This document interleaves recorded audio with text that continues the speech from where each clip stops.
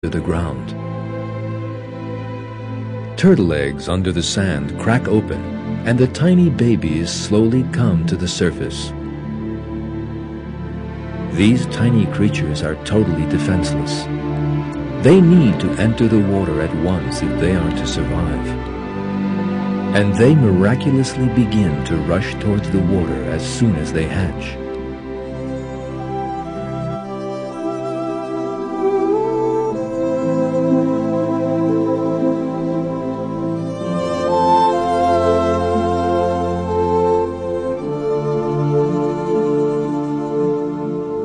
There are giant crocodiles in their way.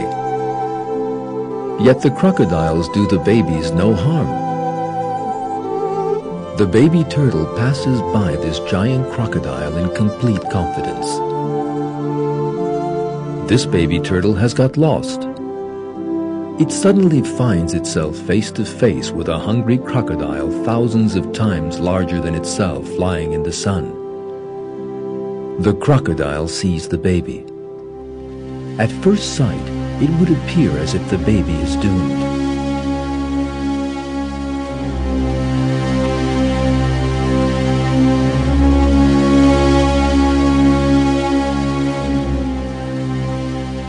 The crocodile suddenly opens its mouth and places the baby turtle between its sharp teeth. Yet it does not intend to eat it. The crocodile straightens the turtle, which has come the wrong way round.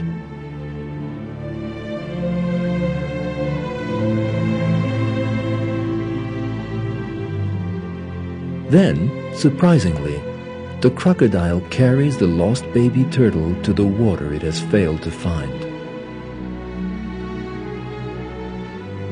The feelings of love that God has inspired in this predator save not only its own offspring, but the tiny baby turtle too.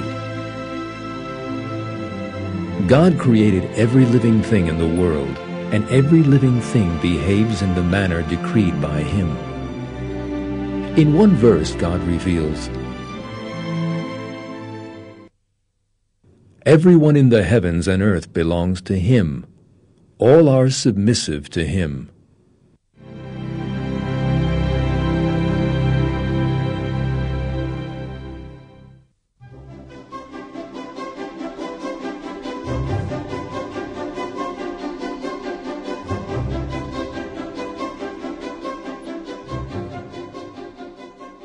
One of the finest examples of the link between mother and baby can be seen in dolphins.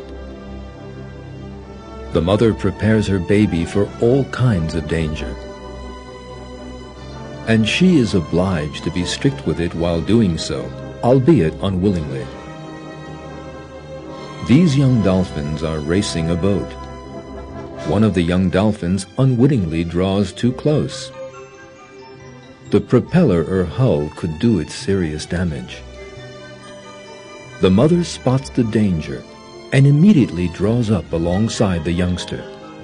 It pushes it down to the bottom of the sea. The angry mother sends out high-frequency sound waves to the youngster's body with her nose. These waves both indicate the mother's anger and cause the youngster a measure of discomfort. The youngster is very unhappy. After that stern reprimand, the mother begins to swim alongside it and affectionately rubs one fin against his. That is the dolphin equivalent of holding hands. By doing so, she shows the youngster that she loves it. The knowledge of God has embraced every living thing and every inanimate object. In one verse, God reveals, "And no fruit emerges from its husk, nor does any female get pregnant or give birth without His knowledge."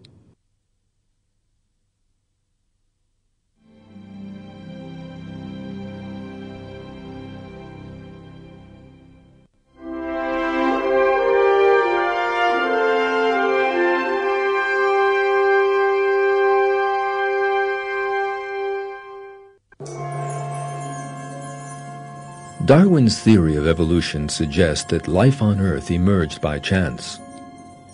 The theory of evolution also maintains that there is a pitiless fight for survival among living things.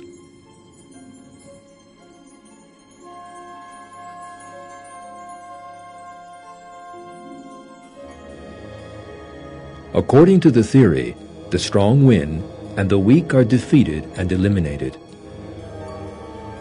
Charles Darwin, the founder of the theory, based his idea of the so-called fight for survival on the concept of natural selection.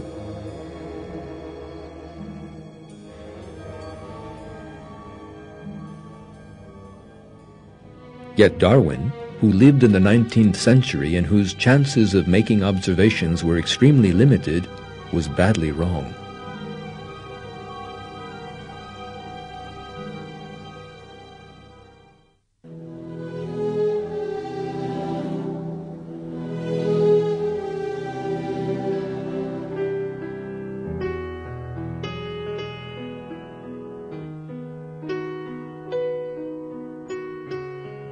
It has now emerged that natural selection has no evolutionary force at all, and that furthermore, there is no such ruthless war in nature as Darwin has claimed.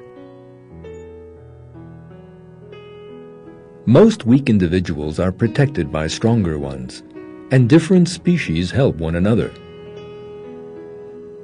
As you have seen in this film, parents protect their babies, the weakest and most defenseless things in the world, at the cost of their lives. The theory of evolution that has already collapsed in the face of modern science is even further demolished by these observations in nature.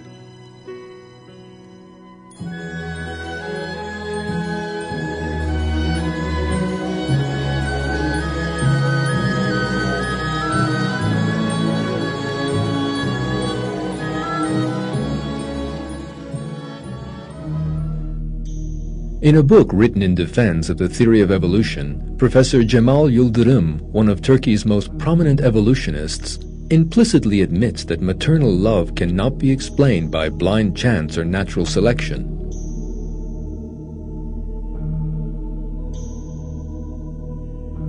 Is there any possibility of accounting for a mother's love for her young by a blind mechanism, that is, natural selection, with no psychological component?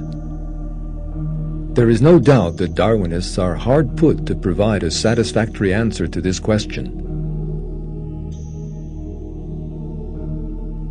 Although it is not scientific, the idea that nature consists solely of a relentless struggle for survival has been blindly defended by evolutionists, and some have even attempted to apply it to human life.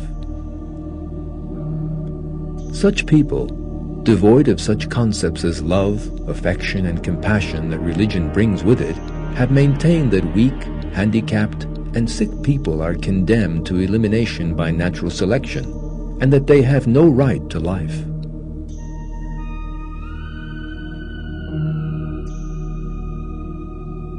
Historically, the most prominent supporter of the idea was Ernst Haeckel, the most important proponent of Darwinism in Germany. In his book, Wonders of Life, Haeckel proposed the destruction of abnormal newborn infants without hesitation. He wanted all the sick and deformed, who may be an obstacle to the so-called evolution of society, not just children, to be eliminated as a requirement of the laws of evolution.